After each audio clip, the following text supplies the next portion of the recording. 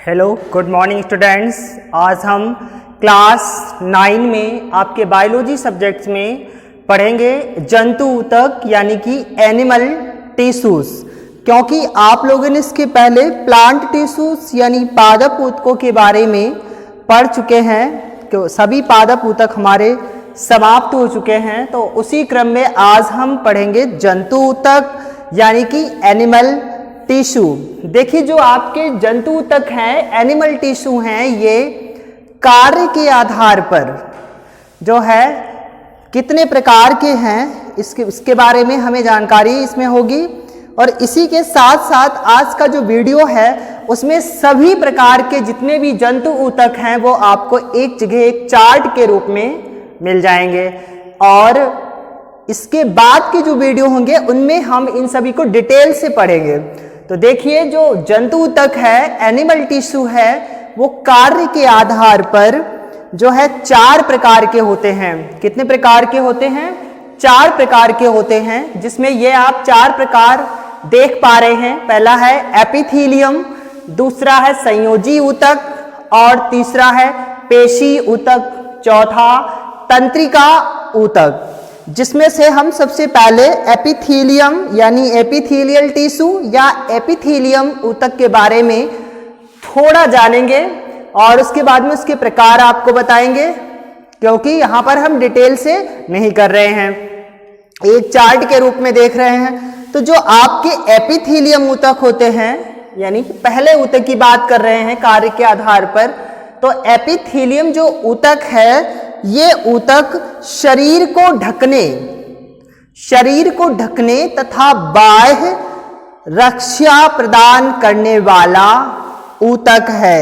यानी जितने भी हमारे शरीर बने होते हैं, यानी जंतुओं के जो शरीर होते हैं, उन जंतुओं के शरीर की जो बाहरी परत होती है, यानी बाहर की तरफ के जो अंग होते हैं, उन अंगों को, बाहर के शरीर को यानी ढकने का काम करते हैं। जंतुओं के शरीर को ढकते हैं कौन से? एपिथेलियम। और जिससे क्या होता है, जंतुओं के शरीर की रक्षा होती है, क्योंकि जब उनके ऊपर की जो त्वचा का निर्माण हो रहा है उसमें और बाहर के जो अंग हैं उनको निर्मित करते हैं, शरीर को ढकते हैं, जिसके कारण क्या होती है, शरीर की रक्षा होती है। तो जो एपिथेलियम ऊतक होते हैं इनकी कुछ विशेषताएं हैं, मतलब ये क्या होते हैं, रक्षात्मक आवरण बनाते हैं। यानी जितने भी हमारे जंतु होते हैं उन जंतुओं के शरीर पर क्या बनाते हैं, रक्षात्मक आवरण का निर्माण करते हैं। और इसके साथ ही त्वचा की सबसे बाहरी परत बनाते हैं। आपके जंतु के शरीर की जो त्वचा होती है उस त्वचा के बाहर का आवरण बनाते हैं। इसके साथ साथ ये शरीर के अंदर स्थित बहुत से अंगों और गुभिकाओं को भी ढकते हैं। यानी शरीर के बाहरी परत को ढकते ही हैं, शरीर के बाहर की परत को तो रक्षा प्रदान करते हैं, साथ साथ में जो शरीर के अंदर के अंग हैं, शरीर के अंदर की जो गुहिकाएं हैं, उन गुहिकाओं को भी ये ढकने का काम, आवरण का काम करते हैं।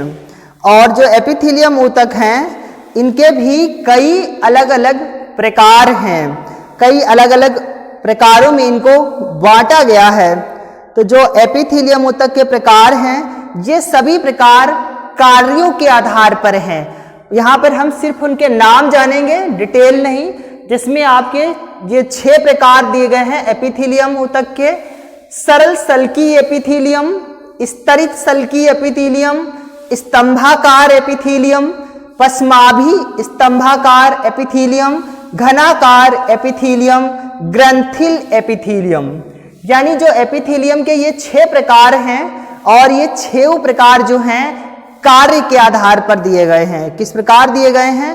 कार्य के आधार पर दिए गए हैं। इसके बाद अब हम देखते हैं जंतु ऊतक का दूसरा प्रकार संयोजी ऊतक, जो कि यह है संयोजी ऊतक। और इसके भी कुछ प्रकार हैं।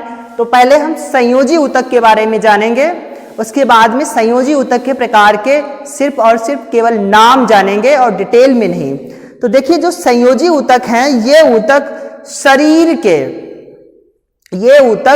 शरीर के विभिन्न ऊतकों को बांधने एवं जोड़ने का काम करते हैं। यानी जो ये संयोजी ऊतक हैं, ये शरीर के विभिन्न अंगों को बांधते हैं, आपस में जोड़ते हैं, जोड़ने का काम करते हैं तथा शरीर को सुरक्षा, सहारा एवं दृढ़ता प्रदान करते हैं। क्या करते हैं? सुरक्षा प्रदान करते हैं, शरीर को सहारा देते हैं, साथ में दृढ़ता भी प्रदान करते हैं। और इनका काम होता है शरीर के अंगों को आपस में बांध करके रखना, आपस में जोड़ने का कार्य करते हैं संयोजी ऊतक। और संयोजी ऊतक की भी कुछ विशेषताएं हैं। इन कोशिकाओं की जो है संयोजी कोशिकाओं की जो संख्या होती है वो शरीर में क्या होती है? कम होती है, यानी संख्या कम होती है। और इसके साथ साथ इनकी जो कोशिकाएं हैं वो आपस में जो है कम जुड़ी होती हैं, यानी इनकी कोशिकाएं जो है आपस में कम जुड़ती हैं। और अंतरकोशिकी जो है आभासी यानी अंतराकोशी अधात्री में धसी रहती हैं, यानी जो अंतराकोशी स्थान होता है, एक कोशिका से दूसरी कोशिका के बीच की जो जगह होती है, जो उसमें मैट्रिक्स भरा होता है, जो तरल द्रव भरा होता है, उसमें इसकी कोशिकाएं धसी रहती हैं। इसके साथ साथ जो है ये कोशिकाएं तरल, सघन एवं कठोर भी होती हैं। और इनका काम आपको पता चल गया है कि ये ऊतक शरीर में विभिन्न ऊतकों को आपस में बांधते हैं, जोड़ने का काम करते हैं। इसके साथ साथ ये शरीर को सुरक्षा, सहारा एवं दृढ़ता प्रदान करते हैं। तो इनके भी जो है प्रकार दिए गए हैं। इनके जो प्रकार हैं वो संरचना एवं कार्य के आधार पर जो है इनके प्रकार हैं। तो संरचना एवं कार्य के आधार पर इनके भी 6 प्रकार हैं, जिसमें पहला है रुधिर संयोजी ऊतक, दूसरा है अस्थि संयोजी ऊतक, तीसरा है उपास्थि संयोजी ऊतक और चौथा है स्नायु या कंडरा, पांचवा एरिओलर संयोजी ऊतक, छठा है वसामय ऊतक। यानी तरल संयोजी ऊतक या संयोजी ऊतक के भी 6 प्रकार होते हैं, जो कि संरचना एवं कार्य के आधार पर होते हैं। इसके बाद अब हम देखते हैं जंतु ऊतक का तीसरा प्रकार, जिसको हम कहते हैं पेशी ऊतक। तो पेशी ऊतक के बारे में देखिए क्या है। पेशी ऊतक यानी कि मस्कुलर टिश्यूज। तो पेशी ऊतक के भी 3 प्रकार दिए गए हैं। सबसे पहले हम पेशी ऊतक के बारे में थोड़ा जान लेते हैं कि पेशी ऊतक क्या है। देखिए, जो पेशी ऊतक है उस ऊतक को सिकुड़ने वाला ऊतक कहा जाता है। क्या कहा जाता है?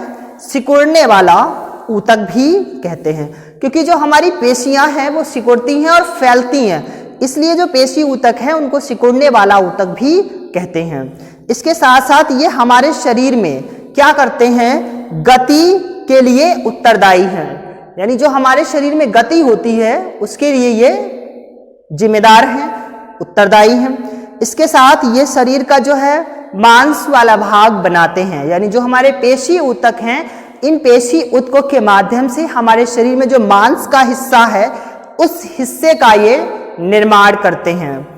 इसके अतिरिक्त पेशियों में एक विशेष प्रकार की जो है प्रोटीन होती है, जिससे सिकुड़ने वाला प्रोटीन कहते हैं। यानी पेशियों में जो है प्रोटीन उपस्थित होती है, जो कि क्या होती है? एक सिकुड़ने वाली प्रोटीन होती है, जिसे सिकुड़ने वाला प्रोटीन कहते हैं। यानी वो प्रोटीन सिकुड़ने का कार्य करती है, इसीलिए पेशी ऊतकों को सिकुड़ने वाला ऊतक भी कहते हैं। और इसके साथ संकुचन एवं प्रसार के कारण इसमें गति भी होती है, क्योंकि इसकी जो पेशियां हैं वो संकुचित होती हैं, सिकुड़ती हैं, फैलती हैं, जिसके कारण ये ऊतक, पेशी ऊतक क्या करते हैं? गति करते हैं। तो पेशी ऊतकों के जो प्रकार हैं वो पेशी ऊतकों के भी 3 प्रकार दिए गए हैं। देखिए, जिसमें से आपके तीनों प्रकारों में से जो ये प्रकार हैं ये यहाँ पर लिखे गए हैं। पहला है ऐच्छिक या कंकाली या रेखित पेशियां, यानी ऐच्छिक पेशियां या उन्हीं को रेखित पेशियां, कंकाली पेशियां, यानी एक ही पेशियों के 3 अलग अलग नामों से जाना जाता है। इसके बाद दूसरा है हमारा पेशी ऊतक अनैच्छिक या अरेखित पेशियां, ठीक है। और तीसरा है कार्डियक या हृदय पेशियां, यानी पेशी ऊतकों के भी 3 प्रकार होते हैं, जिसमें आपका है ऐच्छिक पेशियां, दूसरा है अनैच्छिक पेशियां और तीसरा है हृदय या कार्डियक पेशियां। इस प्रकार से आपने जंतु ऊतक के 3 प्रकार समझ पाए। एपिथेलियम, संयोजी ऊतक, तीसरा है पेशी ऊतक। अब हम देखते हैं चौथा हमारा है तंत्रिका ऊतक। यानी चारों ऊतकों के विशेष अपने अपने कार्य होते हैं, जिसमें आपने एपिथेलियम का पढ़ा था कि ये त्वचा की बाहरी परत को बनाने के काम आते हैं, शरीर को ढकने का कार्य करते हैं। और दूसरा आपने पढ़ा था संयोजी ऊतक पढ़ा, जो कि शरीर के विभिन्न अंगों को बांधने जोड़ने का काम करते हैं, सहारा प्रदान करते हैं, सुरक्षा प्रदान करते हैं, साथ में दृढ़ता भी प्रदान करते हैं। इसके बाद तीसरा पढ़ा पेशी ऊतक। ये जो है शरीर के मांस वाले हिस्से को बनाते हैं और इन्हें सिकुड़ने वाला ऊतक भी कहते हैं, क्योंकि जो इनका इसमें एक विशेष प्रोटीन पाई जाती है जो सिकुड़ने का कार्य करती है, तो उस प्रोटीन को सिकुड़ने वाली प्रोटीन कहते हैं। और ये ऊतक जो है गति करने में भी सहायक है, क्योंकि पेशियां जो है वो हमारी गति करने में सहायक होती हैं, तो पेशी ऊतक जो है गति भी करता है। इसके बाद चौथा हम देखते हैं तंत्रिका ऊतक, यानी कि नर्वस टिश्यू। जो तंत्रिका ऊतक है, ये तंत्रिका तंत्र यानी तंत्रिका ऊतक तंत्रिका तंत्र का भाग बनाता है, यानी तंत्रिका तंत्र तंत्रिका ऊतक से बना होता है। आप इस प्रकार से समझिए, जो हमारा नर्वस सिस्टम है वो नर्वस टिश्यूज से निर्मित होता है, और ये शरीर के अंदर होने वाली, जो हमारे बॉडी है उसके अंदर होने वाली विभिन्न जैव क्रियाओं को जो है नियंत्रित करता है, कंट्रोल करता है। क्योंकि हमारे शरीर में भी विभिन्न जैव क्रियाएं होती रहती हैं, उन जैव क्रियाओं को ये नियंत्रित करने का काम करता है तंत्रिका ऊतक। इसके अलावा ये जो है शरीर के बाहर होने वाली विभिन्न प्रकार की उत्तेजनाओं एवं संवेदनाओं की जानकारी देता है। यानी जो हमारा नर्वस सिस्टम यानी जो होता है तंत्रिका तंत्र, नर्वस सिस्टम में जो हमारे नर्वस टिश्यूज होते हैं वो हमें बाह्य वातावरण में होने वाली जो गतिविधियां हैं, जिस पर यानी उत्तेजना आदि का आभास कराते हैं, जैसे सुख दुख है, यानी ये संवेदनाएं हैं, इनके बारे में डर है, भय है, ईर्ष्या है, क्रोध है, यानी इस प्रकार की जो हमारे इमोशंस होते हैं, जो हमारे संवेग होते हैं, उनका ये आभास कराते हैं, उनके बारे में जो है हमें जानकारी देते हैं। क्योंकि जब हमारा यानी जो मस्तिष्क है, उस मस्तिष्क को यानी किसी भी प्रकार की संवेदना, किसी प्रकार के संवेग का आभास होता है, तो वो सबसे पहले हमें तंत्रिका यानी हमारे तंत्रिका तंत्र को सूचित करता है, मैसेजिंग करता है, और उस तंत्रिका तंत्र के माध्यम से हमारे शरीर को वो चीज फील होती है, अनुभव होता है। इसके बाद तंत्रिका ऊतक जो है वो शरीर के विभिन्न अंगों एवं कार्यों में समन्वय स्थापित करता है।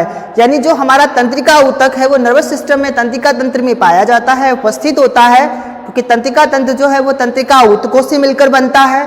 तो हमारे शरीर में होने वाली जो क्रियाएं हैं, हमारे शरीर के जो विभिन्न अंग हैं और उन अंगों तथा उनके कार्यों दोनों के बीच में कोरिलेशन है, उन दोनों के बीच में कोऑर्डिनेशन होता है, समन्वय होता है। यानी हमारे शरीर के अंग और कार्य दोनों ही आपस में जो है समन्वय स्थापित करके कार्य को संपादित करते हैं। यानी हमारी जैसे आंख है, आंख का कार्य होता है किसी भी वस्तु को देखना, तो आंख जो देखने का कार्य है और आंख दोनों मिलकर के जो काम करते हैं, आंख का आंखों के द्वारा देखा जाना, ये हमारे नर्वस सिस्टम के द्वारा संचालित होता है, जिसमें तंत्रिका ऊतक भाग लेते हैं। और तंत्रिका ऊतक जो है इसका निर्माण जो है कोशिकाओं या न्यूरॉन से होता है, यानी कई सारी कोशिकाएं या न्यूरॉन से मिलकर के तंत्रिका ऊतक का निर्माण करती हैं। तंत्रिका ऊतक के कोई प्रकार नहीं होते हैं, जिस प्रकार आपने यहाँ पर सभी ऊतकों के प्रकार पढ़े, उस प्रकार से यहाँ पे तंत्रिका ऊतक का कोई कार्य नहीं होता है। तो आज का वीडियो जो हमारा था जंतु ऊतक एनिमल टिश्यू के प्रकार, यानी एक चार्ट के माध्यम से सब एक जगह व्यवस्थित रूप से आप समझ पाए। आप अपनी कॉपी पर इस चार्ट को बहुत ही सुंदर और साफ शब्दों में स्पष्ट रूप से बनाना। आज के लिए इतना ही। आपको मिलते हैं नए वीडियो में आपके एपिथेलियम ऊतक के प्रकार के साथ।